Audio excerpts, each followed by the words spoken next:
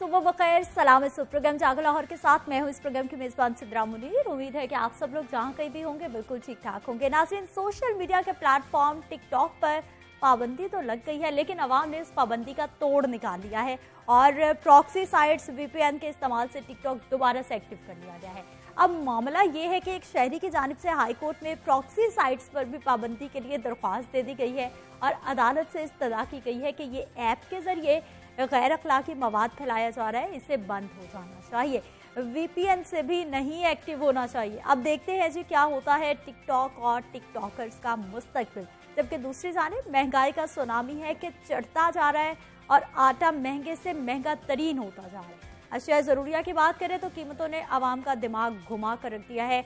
महंगाई की सूरत हाल दिन ब दिन अबतर होती जा रही है, आवाम बेचारी मायूस होती जा रही है। नाज़रीन, महंगाई की वजूहात क्या है, आवाम कितनी परेशान है, इंतजामी इदारे कर क्या रहे हैं, महंगाई का ये तूफान आखिर कब थमेगा, इन तमाम मामलों पर आज के प्रोग्राम में हम डिटेल बात करेंगे। कि पुलिस कांस्टेबल की भर्ती का इश्तिहार जारी करार दिया गया है। कला गुज्जर सिंह आने वाले भर्ती के ख्वाहिशमंद नौजवान मायूस वापस लौट गए। तर्जुमान पुलिस की जानिब से सोशल मीडिया पर वायरल होने वाले इश्तिहार को जाली करार दे दिया गया है।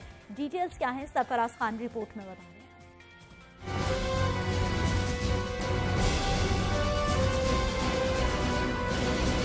बेरोजगार नौजवानों के साथ घनौना मजाक, पुलिस में भर्ती के ख्वाहिशमंद रुल कर रह गए। किला गुजर सिंह पुलिस लाइंस के सामने रश लगा रहा, किसी नौजवान को पुलिस कांस्टेबल की भर्ती का फॉर्म न मिला।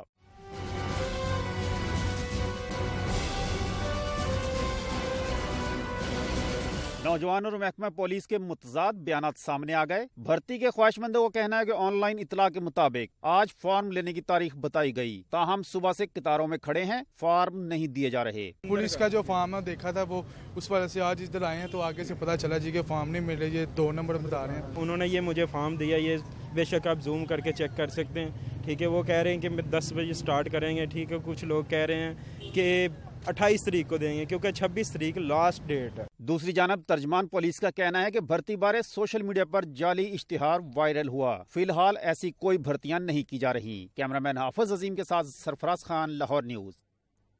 नाज़रीन, रिपोर्ट आपने देखी है, इसी हवाले पे मजीद बात करेंगे। नुमाइंदा लाहौर न्यूज सरफराज खान हमारे साथ मौजूद है। सरफराज खान, बताइएगा, ये पुलिस में भर्तियों का इश्तिहार तो जाली निकला, लेकिन बहुत सारे लोग कह रहे थे कि हमारे पास फॉर्म मौजूद है या फिर उनको बाकायदा तौर पर फॉर्म भी भेजा गया है, जिसकी वजह से वो वहाँ पर पहुँच गए हैं। सरफराज से हमने इसके हवाले से डिटेल ज़रूर लेनी है क्योंकि इंतहाई अहम मामला है। और फिर मसले की जड़ है जी सोशल मीडिया, जहाँ पर जिसका जो दिल चाहता है वो पोस्ट कर देता है और ये फिर तस्दीक करने की कोशिश नहीं की जाती कि इस खबर में इस जो मामला है इसमें किस हद तक हकायक मौजूद है। सरफराज खान, हमें ये बताइए कि ये मामला क्या है, क्या मामला हल हो गया? अब आने वाले दिन में कोई भर्ती का इश्तिहार जारी होगा महकमा पुलिस की जानिब से? सिदरा, बिल्कुल शेड्यूल जारी होगा क्योंकि वज़ीर आला पंजाब की जानिब से 10,000 से ज़ायद अफराद को भर्ती करने का ये कहा गया है, क्योंकि पुलिस महकमा पुलिस में जो है वो हर डिस्ट्रिक्ट में सीटें खाली हैं, लेकिन भर्ती का एक तरीकाकार होता है और जो महकमा पुलिस है उसकी जानिब से सरकारी इश्तिहारात जारी किए जाते हैं और महकमा पुलिस जो है वो सोशल मीडिया अपनी वेबसाइट पे तो लगाते हैं इश्तिहारात, लेकिन वो जो इनके इश्तिहारात हैं सबसे पहले इनकी जो हेड ऑफिसेज हैं उनके बाहर चस्पा किए जाते हैं। और इस किस्म की कल कोई ऐसी चीज नहीं थी कि कोई इश्तिहार जो है वो चस्पा किया जाता। और बाद में हमारी बात हुई एसपी हेडक्वार्टर से, मलिक जमील जफर से, उन्होंने कहा कि हमारी जानिब से अभी ऐसा कोई इश्तिहार जारी नहीं किया गया। सरफराज, कुछ लोग थे जिनसे आपने बात की, वो बता रहे थे कि हमें बाकायदा तौर पर फॉर्म भी भेजा गया है, क्या वो फिर फेक साइट्स थी जिसके झांसे में लोग आ गए और बेचारे इतनी बड़ी तादाद में कल बाहर वहां मौजूद रहे ऑफिस के और उनको कोई पूछने वाला नहीं था? जहाँ तक तो सोशल मीडिया की बात है, सोशल मीडिया में बहुत सारी चीजें जो हैं वो फेक वायरल होती रहती हैं और बहुत सारी चीजें, हत्ता कि यहाँ तक भी कि वज़ीर आला के अहकामात भी बाज़ औक़ात फेक जारी होते हैं और बाद में जो तर्जुमान वज़ीर आला पंजाब है उनको करेक्शन करके भेजना पड़ता है। इस किस्म की बहुत सारी चीजें जो हैं वो सोशल मीडिया पे फेक वायरल होती हैं और उससे उसको हकायक पर मबनी चीजों को जो है वो देखने के लिए हमें जो मुतलका महकमा जात हैं वहाँ पे जो लोग हैं उनके साथ राब्ता करना चाहिए। अब बात ये आ जाती है कि कुछ लोग ये भी कह रहे थे कि हमें अंदर से ये फॉर्म मिला है, अंदर से फॉर्म नहीं था, वो इश्तिहार था, वो फॉर्म नहीं दिखा रहे थे, इश्तिहार दिखा रहे थे। और जो पुराना इश्तिहार था, पुरानी भर्ती का फॉर्म था, वो उन्होंने अपलोड किया हुआ था। और इस तरह जो अंदर मौजूद लोग भी हैं उनको भी पता नहीं था कि क्या ये फेक भर्ती है या फेक इश्तिहार है या ओरिजिनल इश्तिहार जारी किया गया, क्योंकि आईजी पंजाब और वज़ीर आला पंजाब की जानिब से ऐलान तो किया गया था भर्ती का, लेकिन उसका इश्तिहार जो है था वो अभी जारी नहीं किया गया था पुलिस की जानिब से। ऐलान जरूर हुआ था और एसपी हेडक्वार्टर का ये कहना है कि ठीक है, बहुत शुक्रिया सरफराज खान, आप हमारे साथ मौजूद रहे। नाज़रीन, जब सोशल मीडिया की बात जहन में आती है, यकीन मानिए कोरोना की सूरत हाल थी, पूरी कौम इतना पैनिक हो गई थी, कोई प्याज से कोरोना का इलाज कर रहा था, कोई लहसुन के साथ कर रहा था, कोई नींबू के साथ कर रहा था, और ये सारा कसूरवार वही कि जिन लोगों ने पोस्ट कर दी अफवाहों की, और फिर वैसे वो लोग जो कि इन पर यकीन कर लेते हैं। इसलिए कहीं से भी आपको कोई खबर मिलती है तो उसकी तस्दीक करना बहुत ज़रूरी है कि आपको किस जरिए से, किस सोर्स से वो खबर मिल रही है और वो कितना मुस्तनद है। आगे बढ़ते हैं जी, बात करेंगे हम कुछ ट्रांसजेंडर्स के हवाले से, ख्वाजा सराओं के हवाले से, जो इस माशरे का बहुत अहम हिस्सा है और उनकी कदर भी बहुत ज़्यादा ज़रूरी है। उनकी इज़्ज़त नफ्स और तहफ़्फ़ुज़ के हवाले से एक अहम इक़दाम उठाया गया है और पंजाब पुलिस और निजी तंजीम के ज़ेर तमाम एक ख़ुसूसी वर्कशॉप का इनेकाद किया गया। वर्कशॉप का अहवाल अवैस वर्क रिपोर्ट में बताएंगे। ख्वाजा सराओं की कम्युनिटी के लाइफस्टाइल में मुस्बत तब्दीली लाने का अज़्म पुलिस और निजी फलाही तंजीम के इश्तिराक से चुंग पुलिस ट्रेनिंग स्कूल में वर्कशॉप का एहतमाम किया गया। सूबाई वज़ीर बराए इंसानी हकूक एजाज आलम ऑगस्टिन की बतौर मेहमान खुसूसी शिरकत एक रोजा वर्कशॉप में पुलिस एहलकारों को ख्वाजा सराओं के हकूक के तहफ़्फ़ुज़ के हवाले से ट्रेनिंग दी गई। सूबाई वज़ीर ने कहा कि हमारे मुआशरे में ख्वाजा सराओं का मदावा करने की बजाय उनका तमस्खर उड़ाया जाता है। हम ख्वाजा सराओं के लिए कानून साजी कर रहे हैं। बदकिस्मती ये है कि हमारे माशरे में इनके साथ वो बर्ताव नहीं किया जाता जिसकी वो हमसे उम्मीद रखते हैं। तो ये जिस तरह हम पंजाब असम्बली में इनके लिए कानून साजी भी ला रहे हैं। निजी तंजीम की एग्जीक्यूटिव डायरेक्टर लैला नाज ने कहा कि ऐसी वर्कशॉप्स ख्वाजा सराओं के हकूक के तहफ़्फ़ुज़ के लिए बारिश का पहला कतरा साबित होंगी। हमारे में और पुलिस वालों में बहुत गैप था। जब हमारी कम्युनिटी पुलिस वालों के पास जाती थी तो शायद वो उस तरीके से इनके मसलों का हल नहीं निकाल सकते थे। तो ये आज हमने मीटिंग मतलब ऑर्गेनाइज करवाई है, गवर्नमेंट की वजह से जो गैप था ना वो मिलने से खत्म होना था। तकरीब के इख्तिताम पर ट्रेनिंग मुकम्मल करने वाले इंस्पेक्टर्स को तारीफी असनाद से नवाजा गया। कैमरामैन उमैर रईस के साथ उवैस विरक, लाहौर न्यूज़। नाज़रीन, रिपोर्ट आपने देखी कि ख्वाजा सराओं को भी माशरे में इज्जत दिलवाने के लिए एक वर्कशॉप का एहतमाम किया गया था। उनके हकूक पर बात की, उनके मसाइल पर बात की गई है। आगे बढ़ते हैं खेल के मैदान से। खबर मुझे आपको ये देनी है कि जिम्बाब्वे क्रिकेट टीम की आमद से कबल जिम्बाब्वे के 5 रुकनी सिक्योरिटी वफ़द ने लाहौर में इंतजामात पर इत्मीनान का इजहार कर दिया है। वफ़द ने सेफ सिटी अथॉरिटी और सिविल सेक्रेटेरिएट का दौरा भी किया। डिप्टी कमिश्नर लाहौर से मुलाकात भी उनकी जानिब से की गई, जबकि वफ़द रावलपिंडी स्टेडियम का आज दौरा करेगा। बिलाल अकील रिपोर्ट में बताएंगे। Oh, that's very well put away by Mohamed Hafiz. So quite clear. Zimbabwe cricket team का दौरा पाकिस्तान। जिम्बाब्वे के 5 रुकनी सिक्योरिटी वफ्द के पाकिस्तान में डेरे। वफ्द ने लाहौर में सिविल सेक्रेटेरिएट का दौरा किया, कंट्रोल रूम और सीसीटीवी कैमरों से सिक्योरिटी का जायजा लिया। वफ्द को एडिशनल सेक्रेटरी और डिप्टी कमिश्नर लाहौर मुदस्सिर रियाज मलिक ने ब्रीफिंग दी। टीम के रूट्स और मुख्तलिफ मुकामात पर सिक्योरिटी इंतजाम से आगाह किया गया। जिम्बाब्वे के 5 रुकनी वफ्द ने पंजाब सेफ सिटी अथॉरिटी का दौरा भी किया। MD safe city Rao Sardar Ali Khan और COO मोहम्मद कामरान खान ने सिक्योरिटी इंतजामात बारे ब्रीफिंग दी। जिम्बाब्वे के सिक्योरिटी वफ्द को एयरपोर्ट और stadium routes, hotels, parking, police force बारे बताया गया। जिम्बाब्वे के वफ्द ने लाहौर में सिक्योरिटी इंतजामात पर इत्मीनान का इजहार किया। वफ्द का कहना है कि पंजाब हुकूमत की जानिब से जो प्लान मुरतब किया गया है उससे मुतमईन है। जिम्बाब्वे का सिक्योरिटी वफ्द कल रावलपिंडी स्टेडियम में किए गए इंतजामात का जायजा लेगा। कैमरा टीम और साथी रिपोर्टर हसन रजा के साथ बिलाल अकील, लाहौर न्यूज़।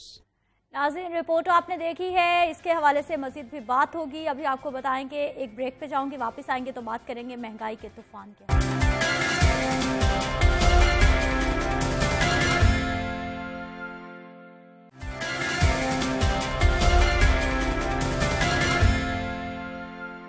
हम एक बार फिर से आपको खुश आमदीद कहते हैं। नाज़रीन, मुल्क भर में कोरोना वायरस के मोहलिक वार जारी हैं और हर गुजरते दिन के साथ इनमें तेजी आती जा रही है। मोहलिक वायरस के फैलाव का ये सिलसिला थमने का नाम ही नहीं ले रहा। मुल्क भर में कोरोना वायरस की दूसरी लहर का शदीद खतरा पैदा हो गया है। और बात की जाए पंजाब की, तो सूबा पंजाब आहिस्ता आहिस्ता कोविड-19 की दूसरी लहर की तरफ बढ़ा है। गुज़िश्ता 48 घंटों में सूबे भर में कोरोना केसेस की तादाद में इजाफा देखने में आया है और सरकारी एदाद-ओ-शुमार के मुताबिक गुज़िश्ता 24 घंटों में पंजाब भर में 77 नए मरीज सामने आए हैं, जबकि इतवार के रोज 203 अफराद के कोरोना टेस्ट पॉजिटिव आए, जो 15 अगस्त के बाद रिपोर्ट होने वाले कोरोना केसेस की सबसे ज्यादा तादाद कही जा रही है। लाहौर एक बार फिर से एक ऐसे शहर के तौर पर उभर रहा है जहां वायरस के तेजी से फैलने का खतरा बहुत ज्यादा है, क्योंकि 203 में से 106 केसेस लाहौर के हैं, 16 मुल्तान से हैं, 10 फैसलाबाद में सामने आए हैं।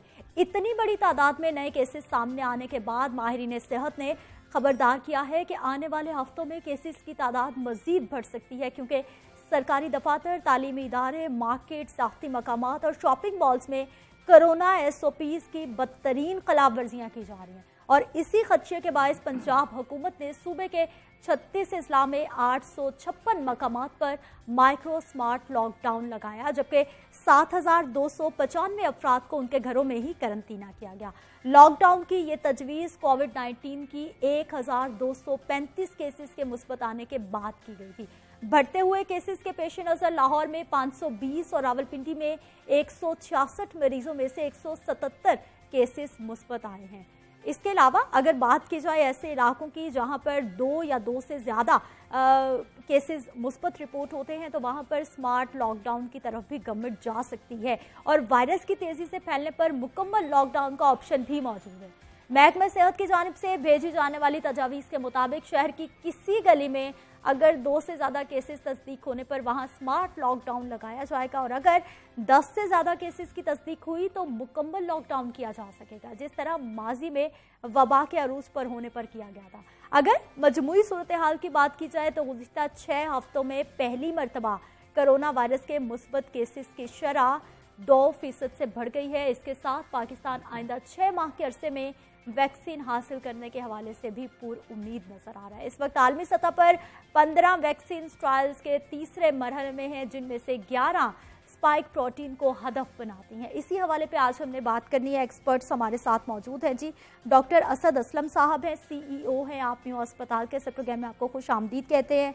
नुमाइंदा लाहौर न्यूज़ सज्जाद काज़मी हमारे साथ मौजूद हैं। काज़मी साहब आपको प्रोग्राम में खुश आमदीद कहते हैं।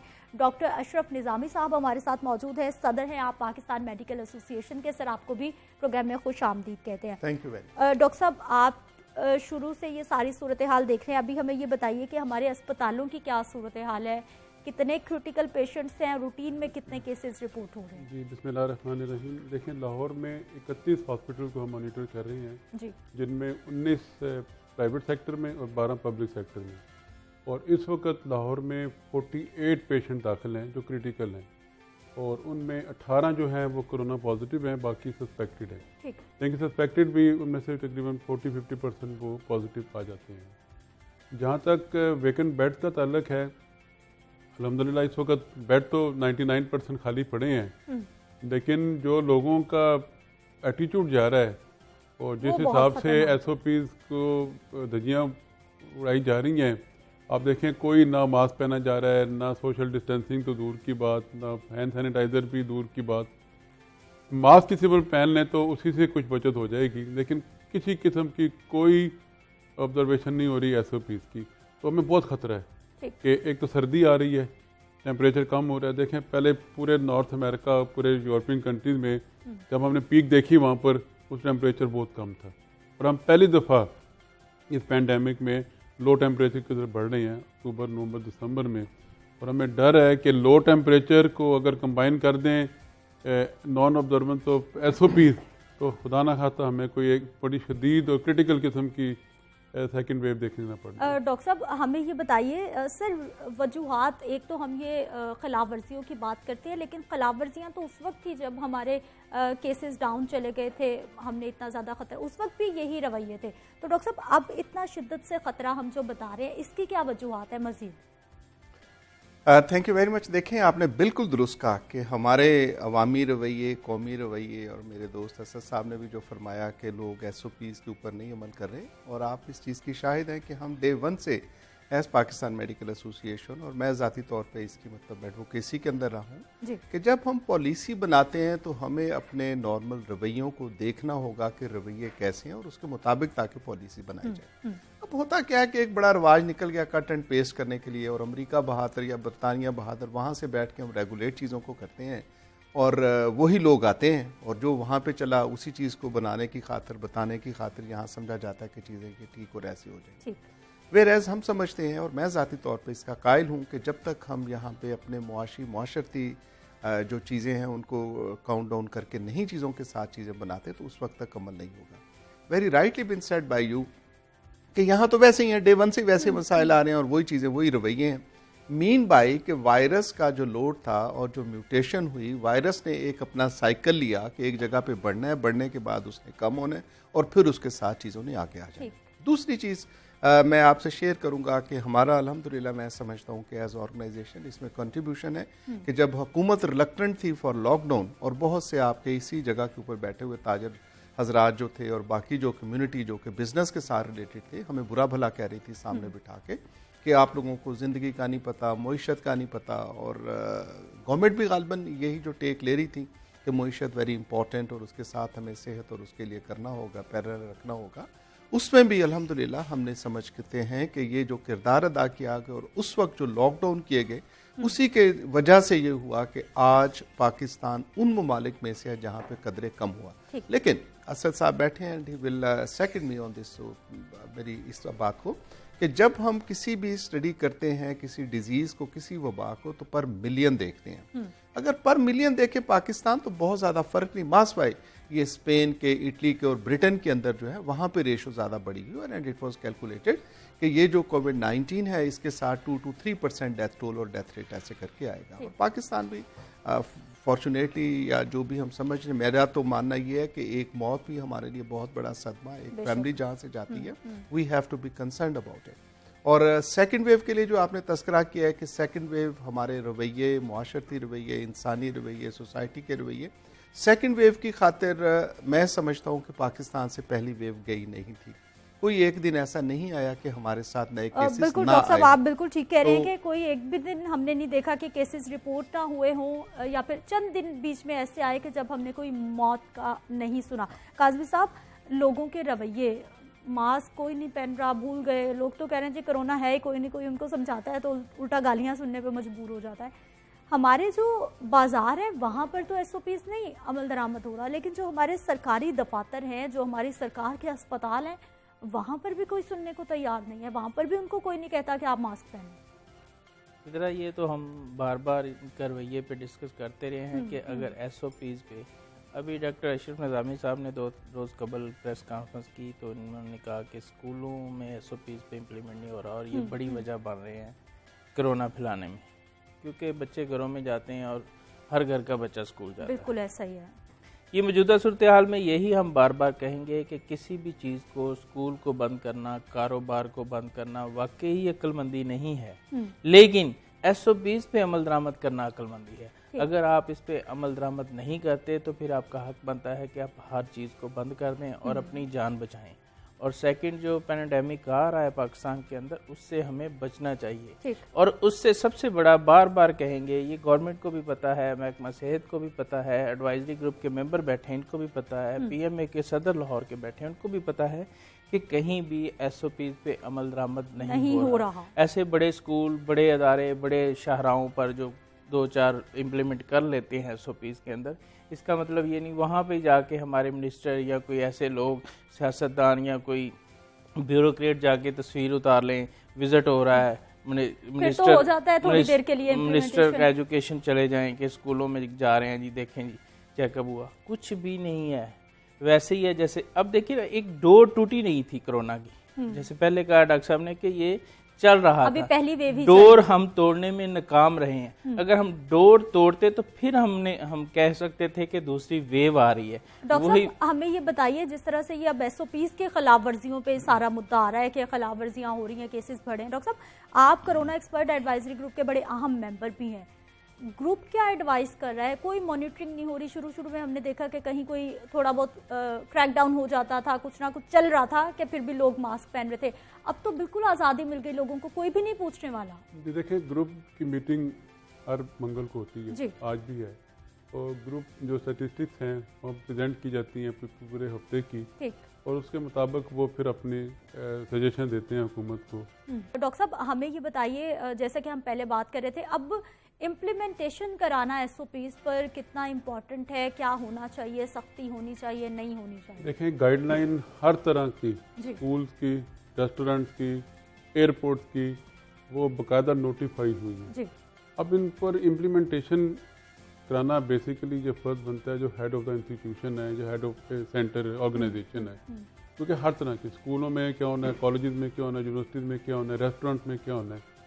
अब अगली स्टेज यही है कि अगर कोई ऑब्जर्व नहीं करता तो उन पर भारी जुर्माने किए जाएं, या उन रेस्टोरेंट्स को, उन स्कूल्स को बंद कर दिया जाए, और डिस्प्लेयर और नोटिस इशू किए जाएँ ऑर्गेनाइजेशन को। उनकी एनुअल रिपोर्ट में ये मेंशन किया जाए कि उन्होंने कंप्लायंस नहीं शो नहीं की। अब ये उसी स्टेज की तरफ बढ़ रही है कि अगर कंप्लायंस कोई शो नहीं करता तो हेड ऑफ द ऑर्गेनाइजेशन को उसका अकाउंटेबल। अच्छा सर, बात काट रहे हैं आपके, आपने हर हफ्ते मीटिंग करते हैं एडवाइजरी ग्रुप की, तो आपने अब क्या कोई ऐसा SOPs या मशवरा दिया है गवर्नमेंट को कि दोबारा स्मार्ट लॉकडाउन या स्मार्ट लॉकडाउन? लास्ट जो मीटिंग हुई थी ट्यूसडे की, उसमें अभी इतने स्टैटिस्टिक्स नहीं आए थे, इतनी परसेंटेज शो नहीं हुई थी कि हम उनको सजेस्ट कर सकते हैं कि आप लॉकडाउन कर लें। आज फिर 12:30 बजे मीटिंग है, उसमें फिर स्टैटिस्टिक पेश होंगे और उसके बाद फिर हम आगे। आप सर क्या समझते हैं कितने मरीज होंगे तो आप लॉकडाउन का मशवरा देंगे? डेली लाहौर बेस पे आज 56 पेशेंट आए हैं, कल 77 थे। ये जिस तरह कम्युनिटी में 2 हैं, अगर 10 हैं, उस हिसाब से ही हम उनको गाइडलाइन जो सजेस्ट कर सकते हैं कि यहाँ पर स्मार्ट लॉकडाउन कर लें या यहाँ पर टोटल लॉकडाउन कर लें। ठीक, डॉक्टर साहब हमें ये बताइए सर, ये जो हम बात करते हैं लोगों के रवैयों के हवाले से, डॉक्टर साहब ये क्या लोगों के रवैये? हम ठीक है, गवर्नमेंट को तो हम कह रहे हैं कि सख्ती करें, जुर्माने करें, इम्प्लीमेंटेशन करें, लोगों की भी तो कुछ जिम्मेदारी है। इन्होंने देखिए, आपने एक अच्छी बात की रवैयों के हवाले से, और मैं हमेशा मुतमन्नी रहता हूँ और आपके तवज्जो से हमेशा मुअद्दबाना गुजारिश करता हूँ हुक्मरानों से कि वो अपने रवैये तब्दील करें। रवैये वबा है, मतलब असद असलम साहब बैठे हैं, इनका इंस्टीट्यूशन माशाल्लाह इतना अच्छा काम कर रहा है and he has performed very well in all this crisis. कल मेरे लिए एक बड़ी खबर थी, एक इंस्टीट्यूट है, इंस्टीट्यूट ऑफ पब्लिक हेल्थ। अब इंस्टीट्यूट ऑफ पब्लिक हेल्थ है कि जिसने काम करना है अवामुन नास के लिए, उसने मतलब टीचिंग भी करनी है, लोगों को अवेयरनेस भी देनी है, उसने सर्विस भी करनी। मॉनिटरिंग का बड़ा चाव है, ये मॉनिटरिंग इंस्पेक्टर के मॉनिटरिंग हम ये कर देंगे, सदा दे देंगे, बंदे बंद आएंगे, ये वो। अब उसके लिए मेरे लिए ये थी, अब हुकूमती रवैयों की जो मैं आपसे बात करता हूँ और आप मुझे खामखा कॉमरेड का एक ठप्पा लगा देते हो कि मैं आवाम की बात करता हूँ, उसके अंदर ये है कि मेरी थी, असद साहब आपके लिए भी ये खबर होगी, पता चला कि जिस 3,000 साढ़े 3,000 का उन्होंने टेस्ट कर दिया वहां पे। अगर हुकूमत ही अब कारोबार के अंदर आ जाएगी और उस वक्त में आ जाएगी जबकि वबा फैली हुई है, लोगों को मोटिवेट कर रहे हैं, हमारे गले खुश्क हो गए लोगों को कह कह के खुदारा अपने टेस्ट करवाओ, और हुकूमत इसको कारोबार बना के रख लेगी, और वो इदारा कारोबार बना के रख लेगा जिसका बुनियादी काम है इसके लिए कि जब वबा आएगी, and we were in confrontation to the previous government, जब डेंगू का आया था, अभी गवर्नमेंट करने की खातिर भी हमारा यही था कि बेसिक हमारे institution, that is the institution of public health, institute of public health, they could have come in the advisory and so and, हम उसके बड़े वकील और वो थे। लेकिन मेरे लिए ये बड़ी मतलब इवन शर्म, अगर मैं लफ्ज़ ये यूज़ करूं, शर्म की बात थी कि उस इंस्टीट्यूशन की गवर्निंग बॉडी ने या जिसने भी बैठ के ये फैसला किया कि हमने प्राइवेट सेक्टर में भी इतने का हो रहा है जो अल्लाह लोग काम कर रहे हैं, और सरकारी इदारा जिसकी हुकूमत की वजह से हम तो पहले इसके बाद तनकीद करते रहे थे कि साथ ही एक लेबोरेटरी बनी है, साथ एक लेबोरेटरी बना दी गई कि IPH के अंडर ये एक और बनाई जाएगी, और वहाँ पे करोड़ों अरबों रुपया वहाँ पे जो भी खर्च होता है उसके साथ खर्च किया गया। उस करने के बाद अब जाके उसके पैसे पूरे करने हैं, सरकार ने मुझसे पैसे पूरे करवाने हैं, आपसे पैसे पूरे करवाने हैं। What the government has to do about it? मैं समझता हूँ कि इसके लिए इट वॉज क्वाइट अलार्मिंग ये रवैये, और आपने बिल्कुल दुरुस्त कहा कि ये रवैये, और मैं समझता हूं कि सबसे पहले हुकूमत को अपने रवैये दुरुस्त करने होंगे, मुझे अपने रवैये दुरुस्त करने होंगे, then I can expect to the public and the masses के वो अपने रवैये रखें। और बिल्कुल काज़मी साहब ने दुरुस्त बात कही कि जब स्कूल हमने खोले और उस वक्त भी हमें लो जी ये तो आदत ही बन गई है, ऐसे हमने उस वक्त भी कहा था कि हम गरीब मुल्क हैं, खुदारा उन मुल्कों की तरफ ना देखें जो है, मतलब असद साहब एक एडवाइजरी में बैठ के क्या हुकूमत को कहेंगे, इनके पास कोई इम्प्लीमेंटेशन का तो वो है नहीं है। They will see as a scientist, as a researcher, as intellectual, यही तजवीज उनको दे सकते हैं ना। अब डंडा बरदार तो ये फौज नहीं है कि जाके करो, ये डीसी या एसी को कर सकते हैं। वो एक निज़ाम जिसके अंदर के महकमा से जो है डीसी का मोहताज होगा, एक बाबू का मोहताज वहां पे बैठा होगा। How comes that he can even dare, I am sorry for these words, कि ये कैसे अपने सेक्टरी हेल्थ को कह सकते हैं कि ये निज़ाम और ऐसे ठीक करो। जब तक हुकूमत अपना किबला दुरुस्त नहीं करेगी, with all my due respect Sidra ji, कि ये चीजें ठीक होने वाली नहीं है। और रवैये, इंसानी रवैये, इंसान ऐसे ही होते हैं। जब हुकूमत ये मैसेज देगी कि चीज़ें बड़ी अच्छी हो गई, फिर हम ये कहेंगे अल्लाह ने करम कर दिया, फिर साथ कहेंगे कि हमने ऐसी टेक्नोलॉजी, नए नए नाम निकाल के स्मार्ट लॉकडाउन कर को माइक्रो लॉकडाउन कर लो, फिर एटॉमिक लॉकडाउन करवा लो, उनसे चीज़ें नहीं होगी। ये मतलब स्टैंडर्ड है सारा कि जहाँ भी हॉटस्पॉट है वहाँ पर आपने आइसोलेशन के अंदर चीज़ों के ले जाना। दुनिया ने ऐसे किए हैं, बरतानिया ने किए, अमरीका ने किए, हमारे साथ successful model that is the China कि चाइना ने हाउ दे हैव कंट्रोल्ड, उन्होंने पहले लोगों को वसाइल दिए, फिर उसके बाद आके चीजें कि हम उलट करते हैं। हम लोगों से एक्सपेक्ट करते हैं देखो जी लोग ही हमारे तो ऐसे हैं कि जो नहीं करते। तो this is my humble submission. और आपकी बात को मैं कहूंगा कि आपने बिल्कुल दुरुस्त फरमाया रवैये, लेकिन उसमें काइंडली हमेशा अपने प्रोग्राम के लिए जरूर एडॉप्ट किया कीजिएगा कि रवैये उनके जिनकी चीजें मैटर करती हैं, जो हुक्मरान है और जो कुछ वो कर सकते हैं। ठीक, काज़मी साहब, ये जब हम स्पेशली अस्पतालों की बात करते हैं, कोई भी हॉस्पिटल है जहाँ पर मरीज जाते हैं, हम उनको मरीजों को वल्नरेबल, डॉक्टर साहब हमेशा से हमें बताते रहे वो ज़्यादा खतरे में। ये हमारा हेल्थ केयर कमीशन कहाँ पे है? ये कम से कम अस्पतालों में इम्प्लीमेंटेशन करा लें, वो बेचारे जो पहले बीमार हैं उनको कोरोना वायरस से बचा लें। अवाम तो हमारी अब ज़बरदस्ती मानेंगी एसओपीज़ पर, वैसे नहीं मानेंगी। हेल्थ केयर कमीशन ये सीईओ साहब जा चुके हैं रिजाइन करके। अच्छा, अब आगे देखिए होता है कि एडिशनल चार्ज है मुश्ताक साहब के पास। तो मौजूदा सूरत हाल में तो सीईओ कोई नहीं है, लेकिन एक बोर्ड है उनका, जो बोर्ड ऑफ गवर्नर्स है। अमला तो मौजूद है ना, पूरा डिपार्टमेंट तो काम कर रहा है ना। हाँ, वो अमला काम कर रहा है, लेकिन देखें आप पहले देखें, कोरोना तो अब आया, आप पहले देखें कि हेल्थ केयर कमीशन ने अभी भी कल वाईडीए ने मुतालबा किया है शायद डॉक्टर सलमान काज़मी कि वो जो आप प्राइवेट हॉस्पिटलों के अंदर रेट फिक्स करें, लोगों को पता हो कि उसने किस प्राइवेट हॉस्पिटल के अंदर जाके इलाज करवाना है, बेड के क्या रेट है, एमआरआई का क्या रेट है, सीटी स्कैन का क्या रेट है, डॉक्टर के विजिट की फीस क्या है, डिस्पेंसरी की फीस क्या, कहीं भी कोई इस पे नोटिफिकेशन जारी किया गया, लेकिन इस पे प्राइवेट हॉस्पिटल इम्प्लीमेंट नहीं कर रहे। और वही फिर बात आ गई, हम कोरोना के एसओपीज की बात कर रहे हैं, तो हर चीज पे इम्प्लीमेंट। अब देखें 73 के आइन में कोई कमी है, कौन इससे इत्तेफाक नहीं करता, लेकिन वो भी यही है कि उस पर भी इम्प्लीमेंट नहीं हो रहा।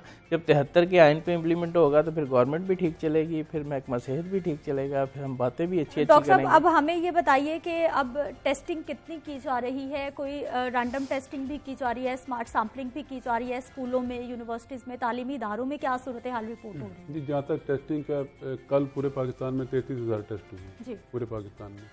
और जहाँ तक टेस्टिंग का ताल्लुक है कि अब इस वक्त लाहौर में ये मेयो हॉस्पिटल ही मेन सेंटर है जहाँ पर पेशेंट आउटडोर में ट्रायल्स के लिए आते हैं या दाखिल होते हैं। हमारे पास तकरीबन रोज़ाना 700-800 पेशेंट्स आते हैं जो फ्लू लाइक सिम्टम के साथ आते हैं। उनमें हम तकरीबन ऑन एन एवरेज 60 पेशेंट निकलते हैं जो हम जिनको सस्पेक्ट करते हैं। अब उनके हम टेस्ट सारों के फ्री कराते हैं। और जो पेशेंट हम दाखिल करते हैं और जो पॉजिटिव होते हैं या क्रिटिकली इल सस्पेक्टेड हैं, उनको भी दाखिल करके हम उनके टेस्ट भी, उनके हर किस्म के टेस्ट हम सारे रोज़ाना फ्री करा रहे हैं।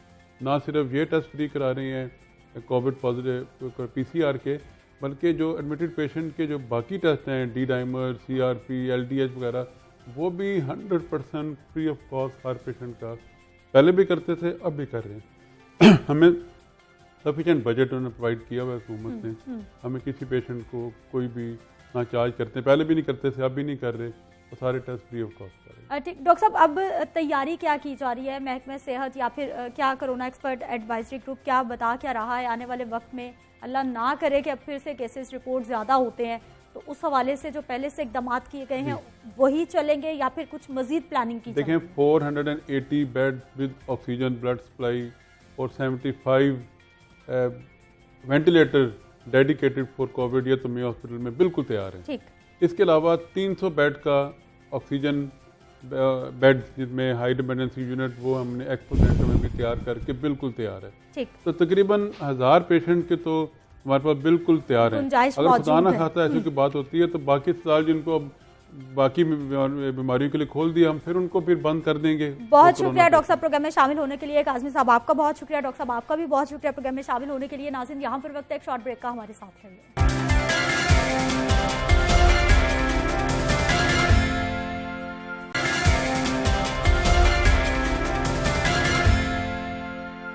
प्रोग्राम में एक बार फिर से आपको खुश आमदीद कहते हैं। नाज़रीन कुछ बात करेंगे बदलते मौसमों के हवाले से, चूंकि मौसम अब आहिस्ता आहिस्ता तब्दीली की जानिब गामजन है और आहिस्ता आहिस्ता हमने देखा है कि सुबह और शाम के औकात में खासा पुरसकून माहौल होता है। गर्मी की शिद्दत का एहसास नहीं होता, चूंकि अभी खुनकी भी नहीं फील होती, ठंड भी नहीं लगती, लेकिन उसके बावजूद एक बड़ा प्लेजेंट सा मौसम आपको फील होता है, ख़ास तौर पर सुबह और शाम के औकात में। लेकिन जैसे मौसम बदलते हैं हमने देखा है जी, लोगों के मिजाज बदलना शुरू हो जाते हैं, आदत बदलना शुरू हो जाती हैं, आपके खाने पीने के अंदाज बदल जाते हैं, और जब इतना कुछ बदलता है तो फिर यकीनी तौर पर आपके पहनावे भी बदलते हैं। ये जो मिडल मौसम है, जिसे ठंडा मीठा सा मौसम कहा जाता है, इसमें आप क्या पहन सकते हैं, किस तरह से अपनी शख्सियत को डेवलप कर सकते हैं, किस तरह से आप खूबसूरत नज़र आ सकते हैं, रंगों का आपकी शख्सियत पे कितना असर होता है, इन तमाम मामलों पे बात करेंगे। इन तमाम हवालों से हम कंसल्टेंसी लेंगे जी। हमारे साथ मौजूद हैं समन असद हैं, इमेज एंड वार्डरोब कंसल्टेंट हैं। आपको प्रोग्राम में समन खुश आमदीद कहते हैं। क्या हाल है आपका? अल्लाह का शुक्र, thank you so much for inviting.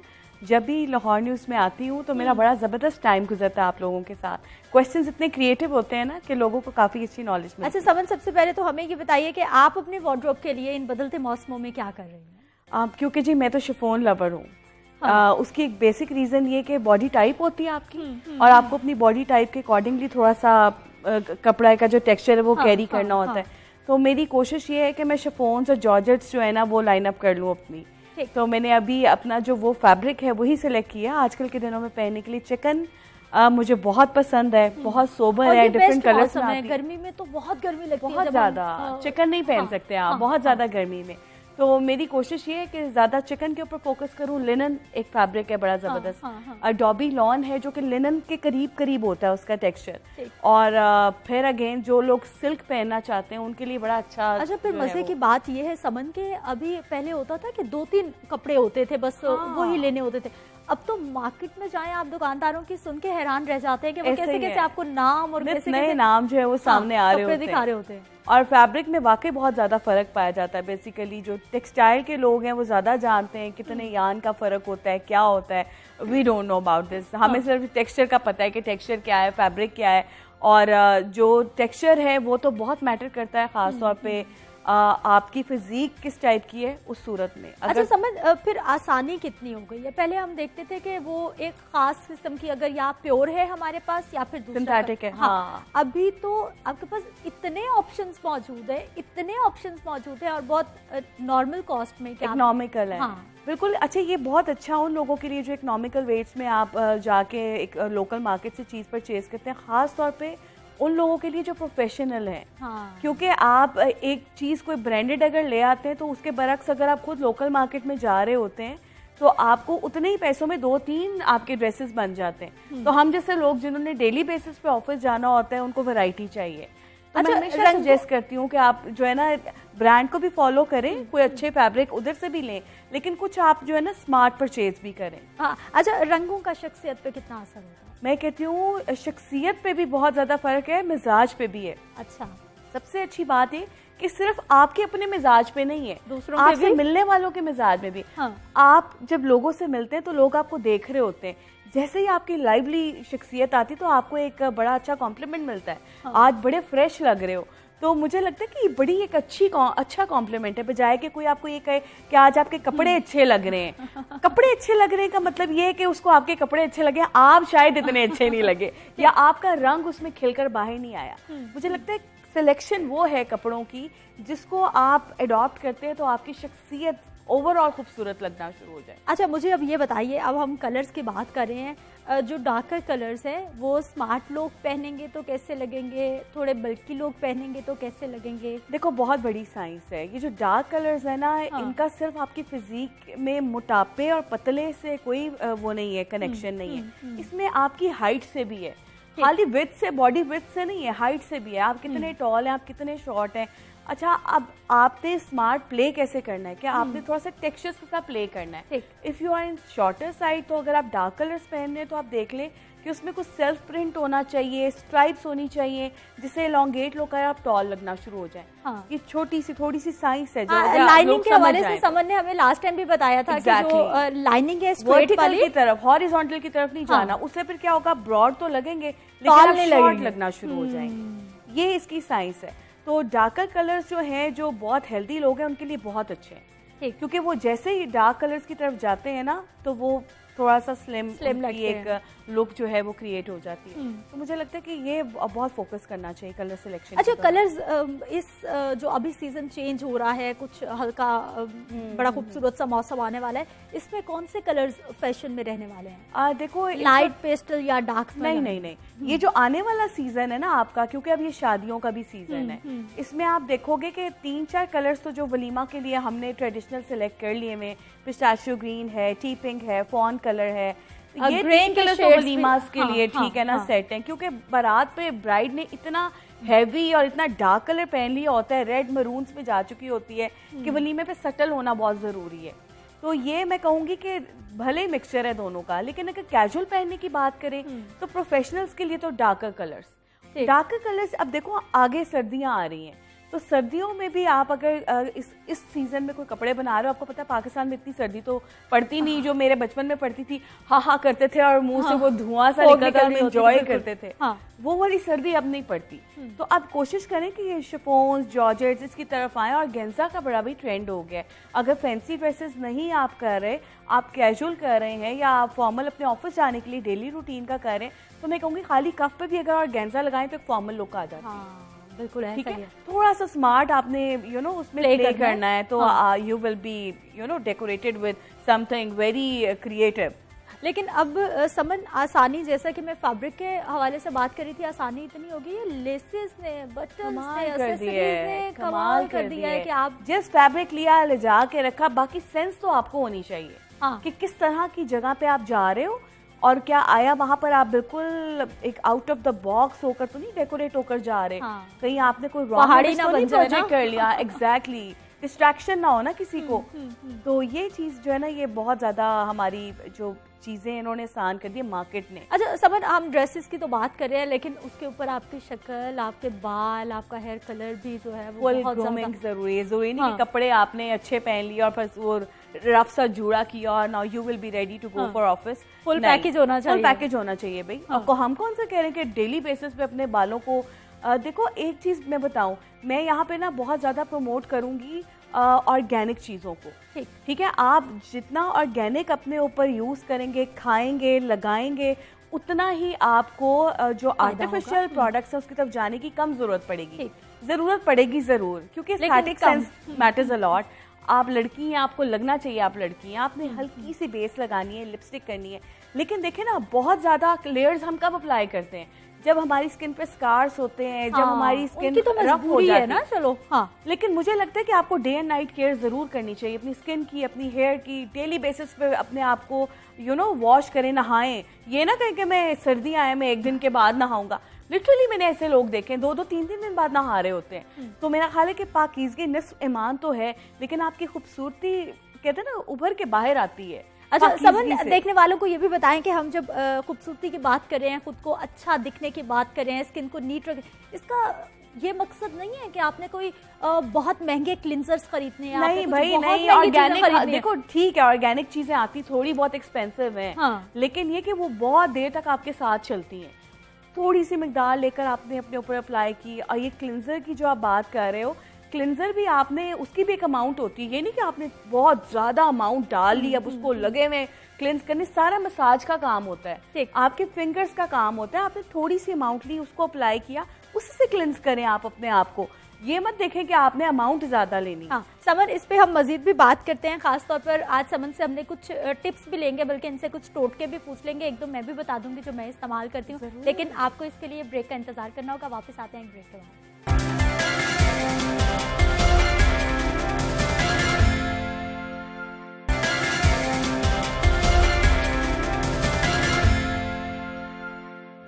Programme में एक बार फिर से आपको खुश आमदीद कहते हैं। नाज़रीन, समन से हम बात करें। समन, टोटका एक बताएं जो आप घर में अपने किचन से इस्तेमाल करती हैं अपनी स्किन को फ्रेश रखने के लिए। कोकोनट ऑयल बहुत ज़्यादा इस्तेमाल करती हूँ, सिर्फ अप्लाई करने के लिए नहीं, मैं इनटेक भी बहुत ज़्यादा करती हूँ। फॉर एग्जाम्पल कि अगर मैंने सुबह नाश्ता करना है तो मैं अंडे को फ्राई करती हूँ कोकोनट ऑयल में।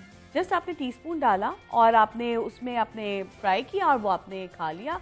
इसके अलावा एक बहुत मज़े की जो है वो एनर्जी बूस्टर एक ड्रिंक बनता है कॉफ़ी के अंदर कोकोनट, आप वो भी इनटेक कर सकते हैं।